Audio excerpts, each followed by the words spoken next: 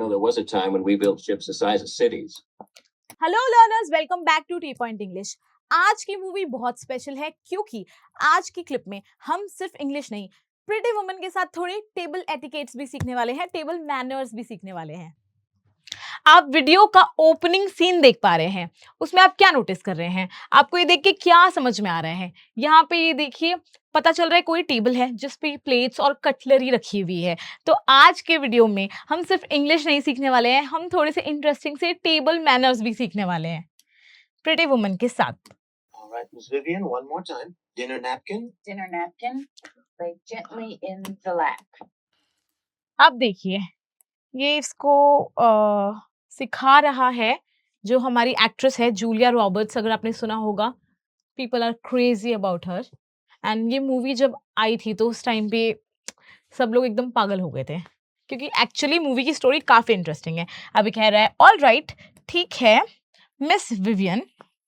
इस मूवी में जूलिया का नाम है मिस विवियन, तो इसीलिए वो बोल रहा है all right miss Vivian, one more time, एक बार फिर। मतलब काइंड ऑफ इनकी ये टेबल के एटिकेट्स की डिनर कैसे करते हैं उसकी प्रैक्टिस चल रही है, क्योंकि जूलिया को जाना है किसी अपने जो उसका करंट बॉयफ्रेंड है उसके साथ एक अच्छे वाले हाई फाई जगह पे डिनर पे जाना है, तो इसीलिए यहाँ पे प्रैक्टिस कर रहे हैं। तो कह रहे हैं वन मोर टाइम, एक बार फिर हम उस चीज़ की प्रैक्टिस करेंगे।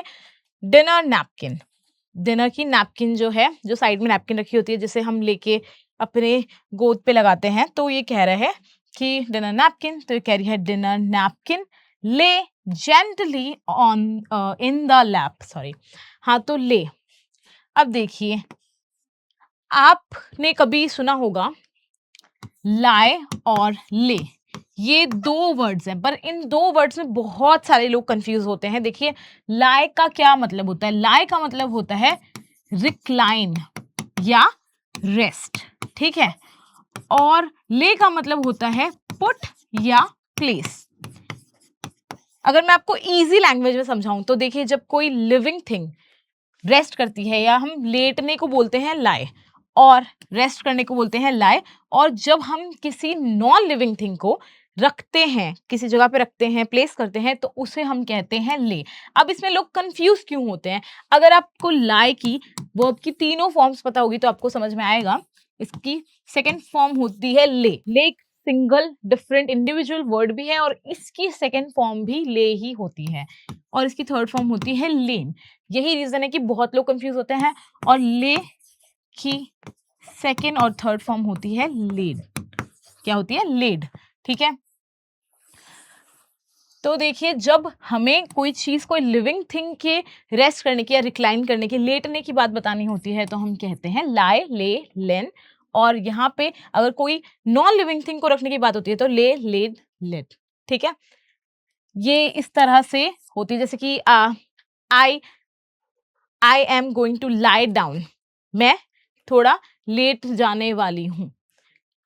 या फिर कह सकते हैं आई ले डाउन दिस आफ्टरनून, मैं इस दोपहर लेट गई थी थोड़ी देर के लिए।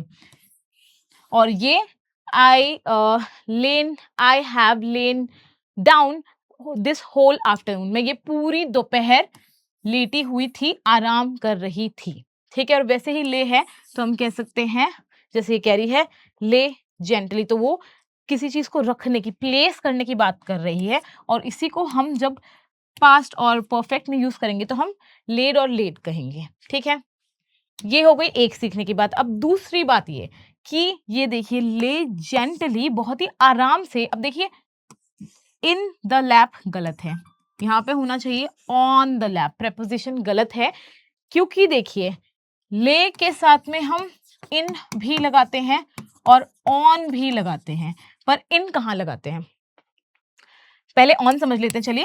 ऑन हम तब लगाते हैं जब कोई चीज, हम जब पैर जब हम मोड़ के बैठते हैं तो हमारी गोद बन जाती है, हमारी लैप बन जाती है, जिसे अगर हम एक सरफेस की तरह ट्रीट करते हैं तो हम कहते हैं ऑन। जैसे कि नैपकिन एक सरफेस, हमारी वो एक पैर सरफेस बन गया है, स्पेस बन गया है, और उसके ऊपर नैपकिन लगाने की बात है। जैसे हम कह सकते हैं लैपटॉप, तो लैपटॉप को अगर रखेंगे तो उसे हम ले ऑन कहेंगे, ठीक है। और उसी तरह से जब हम गोद को क्रेडल की तरह, यानी कि किसी छोटे बच्चे की के बिस्तर की तरह या नेस्ट की तरह जब यूज करते हैं तो हम ले इन कहते हैं। जैसे किसी बेबी को अगर हम कहेंगे the baby is laying in his mother's lap, ठीक है। और अगर हम कहेंगे कि कैट है तो कैट के लिए भी हम ले इन का इस्तेमाल करेंगे। कोई किसी की गोद में सर रख के लेटा हुआ है तो भी हम ले इन कहेंगे। तो आप समझ रहे हैं, जहाँ पे इसे as a nest, as a cradle हम गोद को यूज करेंगे, लैप को यूज करेंगे, तब हम कहेंगे ले इन। पर जब उसे एज अ सरफेस यूज करेंगे तो उसे हम कहेंगे ले ऑन। आई होप आपका अभी डाउट ये चीज का क्लियर हो गया होगा। तो अब यहाँ पे क्योंकि वो एज अ सरफेस यूज कर रही है तो उसने गलत प्रपोजिशन यूज किया। यहाँ पे होना चाहिए ले ऑन द लैप, यानी कि सॉरी ले जेंटली, हाँ ऑन द लैप, यानी प्यार से धीरे से एटिकेट के साथ में अपनी गोद पे बिछा लेना है। Elbows off the table. Don't slouch. Shrimp fork. Salad fork. Dinner fork. अब ये कह रहा है गुड, अच्छा है, गुड। भाई उसे पहला स्टेप अच्छे से याद था तो इसलिए ये इसे प्रेस करते हुए कह रहा है गुड। अभी कह रहा है एल्बोस यानी कि हमारी जो कोहनियां हैं of the table, of the table यानी कि टेबल पे से हटा लो। अगर आपको पता होगा ये एक तरह से गलत माना जाता है, बैड मैनर्स माने जाते हैं। अगर हम अपने खाने वाले टेबल के ऊपर जब ऐसे एल्बोस रख के बैठते हैं तो उसे बैड मैनर्स बोलते हैं। हमें हमेशा एल्बोस को उससे ऑफ ही रखना चाहिए। अब यहाँ पे अगर रखने ऊपर रखने की बात होती है तो हम कहते हैं ऑन द टेबल, और हटाने की बात है तो हम कह रहे हैं ऑफ द टेबल, ठीक है। डोंट स्लाउच, स्लाउच मत करो। स्लाउच का क्या मतलब होता है? जब कोई झुक के बैठा होता है या झुक के खड़ा होता है तो उसे स्लाउच कहते हैं। जब हम यूं होते हैं स्ट्रेट तो इसे कहते हैं straight, stand straight, seat straight. और अगर हम झुक के बैठे होते हैं तो हम कहते हैं स्लाउच, या झुक के खड़े होते हैं तो कहते हैं स्लाउच। अभी कह रहा है श्रिम्प फोर्क। श्रिम्प आपने सुना होगा शायद, श्रिम्प होता है झींगा, जो समुद्री झींगा होता है। ये एक तरह का एनिमल है, आप कह सकते हो सी एनिमल है, तो उसे हम कहते हैं श्रिम्प फॉर्क। तो श्रिम्प के लिए जो फॉर्क है, जो कांटा है, उसे कहेंगे श्रिम्प फॉर्क। फिर ये सैलेड के लिए बता रहा है, और फिर बता रहा है डिनर करने के लिए जो फॉर्क है उसे डिनर फॉर्क बोल रहे हैं। I definitely have the salad fork. The rest of the silverware is a little confusing. अब ये कह रही है I definitely have the salad fork. इसका मतलब ये नहीं कि मेरे पास सैलेड फॉर्क है। हैव का मतलब यहाँ पे फिजिकली होने से नहीं है, हैव का मतलब है मेंटली होने से। यानी मेरे दिमाग में सैलेड फॉर्क तो डेफिनेटली है, पक्का पक्का है, मुझे पक्का पता है कि सैलेड वाली फॉर्क कौन सी होती है। द रेस्ट, जो बचे हुए जो हैं, क्योंकि उसने 3 का नाम लिया, 3 फॉर्क्स का नाम लिया, तो इसे कहे जो बचा हुआ जो है silverware is a little confusing. Silverware क्या होता है? देखिए सिल्वरवेयर का वैसे मतलब होता है चांदी के बर्तन, पर मॉडर्न इंग्लिश में हम सिल्वरवेयर कहते हैं कटलरी को। किसको कहते हैं? कटलरी, यानी कि जो चम्मच कांटे होते हैं उनको हम कहते हैं सिल्वरवेयर, ठीक है। अगर कोई कहे कि the family has their antique silverware, तो यहाँ पे एंटीक से समझ में आ रहा है कि वो चांदी के बर्तनों की बात हो रही है, पर अदरवाइज हम इसे नॉर्मल सेंस में सिल्वरवेयर को कटलरी के लिए ही यूज में लेंगे। अ लिटिल, थोड़ा सा कंफ्यूजिंग है, मुझे थोड़ा सा कंफ्यूजिंग है ये। A little confusing. If you get nervous, just count the time. 4 times dinner fork. Sometimes there are 3 times salad fork. अब देखिए कह रहा है all right if you get nervous, ठीक है, ऑल राइट, ओके, साथ में आना चाहिए ये ऑल राइट। कि ऑल और राइट का मतलब अलग हो गया। ऑल राइट का मतलब है कि भाई सब सही है, और यहाँ पे ऑल राइट का मतलब है ठीक है, सही है, ठीक है। इफ यू गेट नर्वस, अगर यू गेट नर्वस, अगर आप नर्वस हो जाते हैं इस बारे में, जस्ट काउंट, बस काउंट करो, गिनो। काउंट करना मतलब गिनना, द टाइम्स नहीं, द टाइम्स। टाइम्स क्या होता है? टाइम्स जो किसी फॉक के कांटे के जो जो आगे वाले जो दांत निकले हुए होते हैं, जो उसका नुकीला पार्ट होता है, उसे कहते हैं टाइम्स। आपने देखा होगा किसी में 3, किसी में 4, किसी में 2 टाइम्स होते हैं, दांत होते हैं, तो उसे टाइम्स कहते हैं। तो ये बोल रहे हैं कि टाइम्स को काउंट कर लेना, उनके जो दांत हैं उसको काउंट कर लेना। अब बोल रहे हैं नाउ, अब 4 वाले जो टाइम्स वाले होते हैं वो होता है डिनर का फोक। जो डिनर के लिए जो फोक यूज करते हैं उसमें 4 टाइम्स होते हैं, और सम टाइम्स कई बार जो है 3 टाइम्स भी होते हैं सैलेड फोक में। सैलेड फोक में कई बार 3 टाइम्स भी होते हैं। thing we find it very hard to figure out what your real intentions are. I don't know about you, but I've never been able to figure which goes with what. अब देखिए, अब cut to the scene, यहाँ पे ये actually उस dinner के लिए आके बैठ चुकी है रेडी होके, जिस डिनर के लिए वो पूरी प्रेपरेशन कर रही थी। तो अब क्योंकि वो थोड़ा सा बेचारी कंफ्यूज हो रही थी, तो जो जेंटलमैन पास में बैठे हैं उन्होंने समझ लिया कि थोड़ा सा कश्मकश में है, थोड़ी परेशान है, तो इसलिए कह रही है। सबसे पहले ये बैकग्राउंड में ये बात कर रहे हैं कि बिजनेस की चर्चा कर रहे हैं, क्योंकि ये बिजनेस डिनर है। तो कह रहे हैं आई थिंक, मैं सोचता हूँ, वी फाइंड इट, हम फाइंड इट का मतलब कि हमें लगता है, हमें ऐसा लग रहा है, वेरी हार्ड, बहुत मुश्किल है, to figure out. Figure out का क्या मतलब होता है? फिगर आउट का मतलब होता है किसी चीज का पता लगाना। वो कोई पहेली हो सकती है, बात हो सकती है, कोई इंटेंशन हो सकता है किसी इंसान का। तो figure out what your real intentions are. Intentions क्या होते हैं? मतलब आपका एक्चुअली इरादा क्या है, सच में आपका क्या इरादा है, रियल इंटेंशन क्या है, ये पता लगाना हमारे लिए बहुत मुश्किल है। हमें मतलब बहुत मुश्किल हो रही है ये वाली चीज समझने में।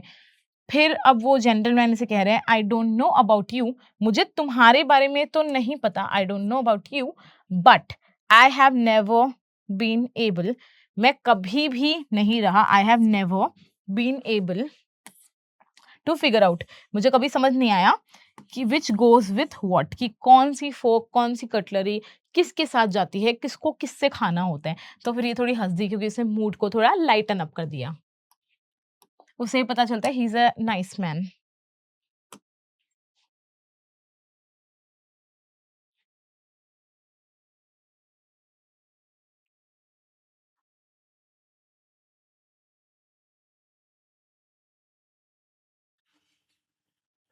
You know, there was a time when we built ships the size of cities.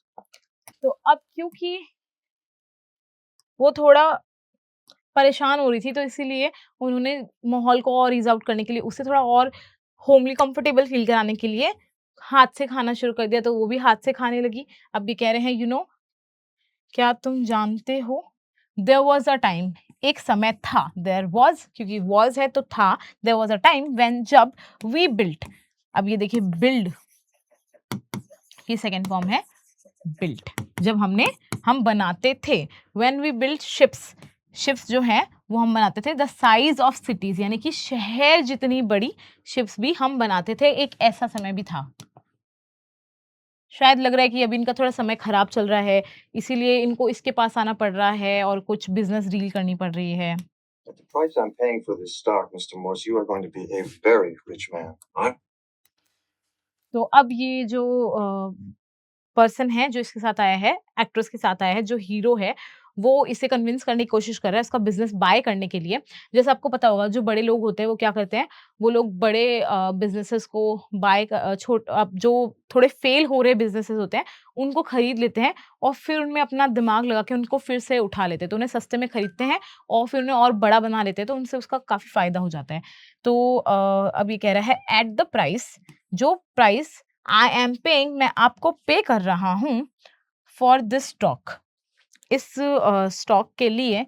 जो स्टॉक यानी कि ये जो शेयर है, यहाँ पे स्टॉक माल को नहीं कह रहे, यहाँ पे शेयर कह रहे हैं। इनकी कंपनी में जो उसकी हिस्सेदारी होगी, जो उसका शेयर होगा, वो खरीदने के लिए जो प्राइस पे कर रहा है मिस्टर मोर्स, इसे कह रहा है mister Morse, you are going to be, आप होने वाले हैं very rich man, a very rich man, man, आप एक बहुत अमीर आदमी बनने वाले हैं, जो प्राइस मैं आपको पे कर रहा हूँ। I'm rich enough. I just want to head my shipyard. अब ये कह रहा है आई एम रिच इनफ, मैं बहुत रिच हूँ, मैं रिच इनफ हूँ, यानी कि जितना अमीर मैं हूँ उतना मेरे लिए काफी है, it's enough. I just want to, मैं बस चाहता हूँ, बस चाहता हूँ, हेड करना यानी लीड करना, उस चीज का हेड होना, माय शिप यार्ड। देखिए, अब शिप यार्ड क्या होती है? शिप यार्ड वो जगह होती है जहाँ पे या तो शिप्स बनाई जाती हैं या शिप्स को रिपेयर किया जाता है। और जैसे हमें पता चल रहा है, एक बोल रहे कि भाई हम शिप्स बनाते थे इस साइज की, ये वो, तो इसका मतलब उसके पास अपना शिप यार्ड है। तो बोले जो मेरा शिप यार्ड है मैं उसे हेड करना चाहता हूँ, मैं नहीं चाहता कि ये बिजनेस मैं आपको बेचूं, भाई मैं चाहता हूँ कि मैं ही उसका मालिक रहूं, उसका मुखिया रहूं।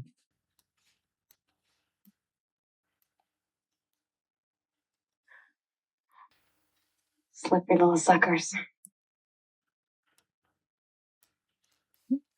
अब ये एक और डिश लेकर आए हैं, और ये कह रही है क्योंकि उसके हाथ से स्लिप हो गया, उधर जो दूर खड़ा हुआ वेटर था उसने कैच कर लिया और ये कह रही है स्लिपरी लिटिल सकर्स। क्योंकि अब जब जब देखिए कोई इंसान कितना भी प्रिटेंड कर ले, पर जब कुछ ऐसा होता है जो आपके आउट ऑफ कंट्रोल चला जाता है, या तो एम्बैरेसिंग सिचुएशन है या कोई गुस्से वाली सिचुएशन है, तो उसमें कहीं न कहीं आप अपना थोड़ा-सा एक्चुअल जो सेल्फ है वो दिखा ही देते हो। तो कह रही है स्लिपरी लिटिल सकर्स। स्लिपरी यानी कि जो स्लिप हो रहे हैं, फिसल रहे हैं, लिटिल छोटे क्योंकि ये छोटे हैं, सकर्स यानी कि ये काइंड ऑफ प्लेफुली बोल रही है, बदमाश या शैतान लाइक कि जो स्लिप हो रहे हैं ऐसे सकर्स। तो हम आ चुके हैं वीडियो के एंड पे। आपको वीडियो कैसी लगी इसका फीडबैक आपको हमें देना है। आपको वीडियो अच्छी लगी, इससे कुछ अच्छा सीख पाए तो वीडियो को लाइक कर दीजिए और चैनल को जरूर सब्सक्राइब कर दीजिए अगर आपने अभी तक भी नहीं किया है, ताकि आपको ये एजुकेशन प्लस एंटरटेनमेंट का डोज रोज मिल सके। हम आपसे मिलते हैं नेक्स्ट सेशन में, तब तक के लिए goodbye and thank you.